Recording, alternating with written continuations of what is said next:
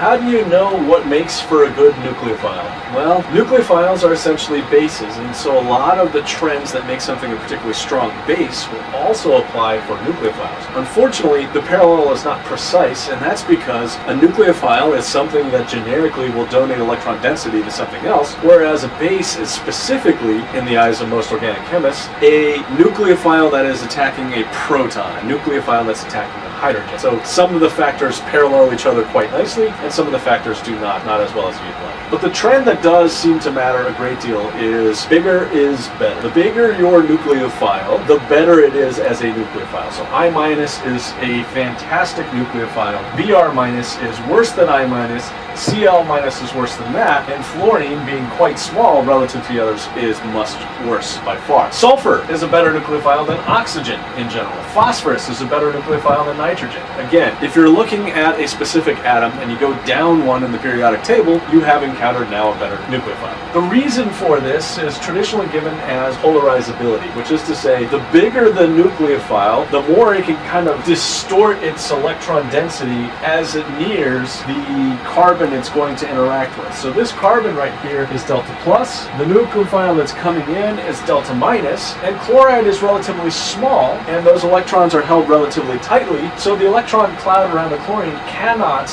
distort very much and start making a bond from far away. So if the chloride is still relatively far away, it can't interact with the carbon very much and can't start to displace the leaving group, whereas the iodide has got a much bigger, softer, fluffier electron cloud, and you can distort that a lot more, and so this starts stretching out and causing some overlap with the carbon long before the chlorine can. Again, the bigger the nucleophile, the more reactive. We know this to be true. Our explanation tends to be one of polarizability, that we can distort where the electron density is as you approach the area of delta plus, and that causes a reaction to take place as the center, as the nucleus is still further away. So, bigger is better when it comes to nucleophiles. There's one particular caveat that we need to talk about with regards to nucleophile size. In general, if the atom that actually has the electron density on it is bigger, then that atom is more polarizable. So again, a sulfur is bigger than an oxygen, an iodide's bigger than a bromine. That sulfur can start to make a bond further away than the oxygen can, because the electron cloud is more polarizable and can start to reach out and interact with the sigma star orbital that it needs to get access to. So again, sulfur better than oxygen, iodide better than bromine. However, all of the other extra stuff on the nucleophile will make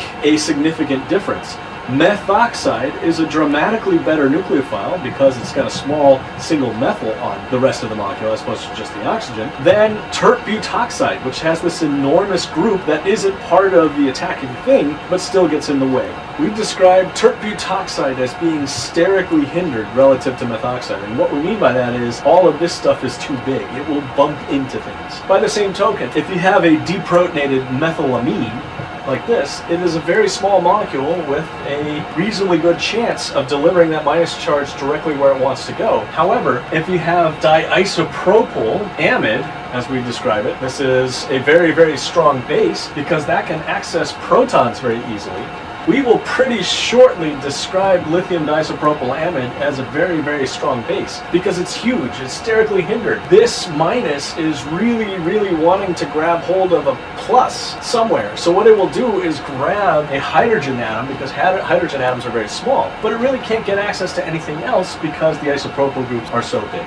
Again, this is highly sterically hindered relative to this. This tert butoxide is sterically hindered relative to methoxide. And of course, methoxide is relatively sterically hindered compared to hydroxide. So the issue here is that if we're comparing these three to each other, the oxygen is the nucleophile in all three cases, and now the additional size is just simply bad. Hydrogen is better than methyl, which is better than tert butyl. Likewise, if we're comparing nitrogen to each other, then methyl is better than two isopropyls, which is bad. However, if you're comparing the size of the atom that the charge is on, S- will definitely beat O- every time. So, size. Pay attention to whether we're talking about the atom in question or whether we're talking about the extraneous stuff on the nucleophile. Another obvious trend, and actually this trend is so obvious that I almost hesitate to mention it, is that more charge on an atom is better. If we're trying to decide what's more nucleophilic between O- and a neutral oxygen, I hope it's obvious to everyone that it's got to be the O-.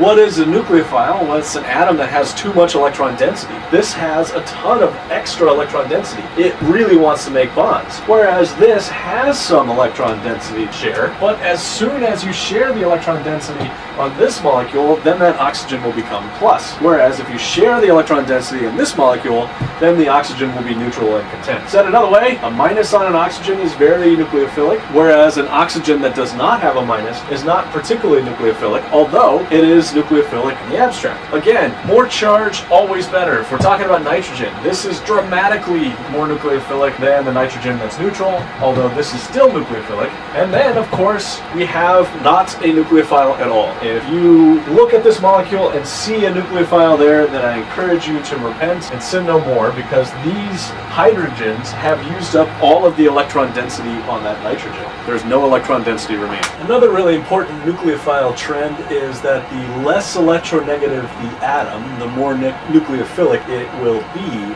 especially when there's a minus charge involved. So a minus on a carbon is a really bad situation. The carbon cannot tolerate having a minus on it. It will react fairly indiscriminately with anything that wants electron density just to get rid of that minus charge. So it's really reactive, whereas nitrogen can better tolerate having the minus and is less reactive than the carbon. And oxygen can better tolerate having a charge than the nitrogen, and so on. But this also shows up in neutral species as well, and ammonia is more nucleophilic than water. Why is that? Well, this is the general trend, so you can just memorize it, but the understanding, I think, really adds here. And that is, once ammonia has reacted with some electrophile, you form this cationic intermediate, which then goes on to react further. Same thing, if water displaces a leaving group, it will be left behind then, attached in this cationic intermediate. And then something comes by and removes one of the protons. So the question really becomes, which of these two systems do you like better? And the answer is, you'd rather have the plus on the nitrogen, because the nitrogen is less electronegative than the oxygen.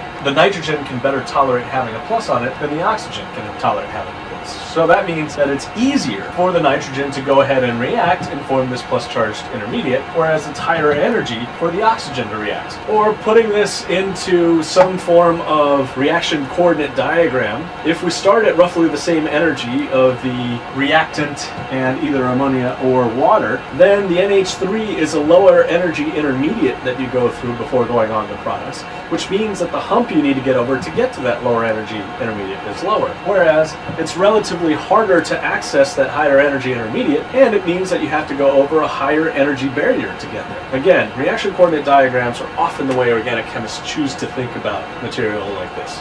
So the global message with nucleophiles is really one about, can the nucleophile tolerate having a minus on it? And broadly speaking, the more the nucleophile wants to get rid of the minus, the more reactive it is. And the one trend that's really different for nucleophilicity is size. That a big size is good for tolerating charge, but it's also good for being a nucleophile, largely because of the polarizability.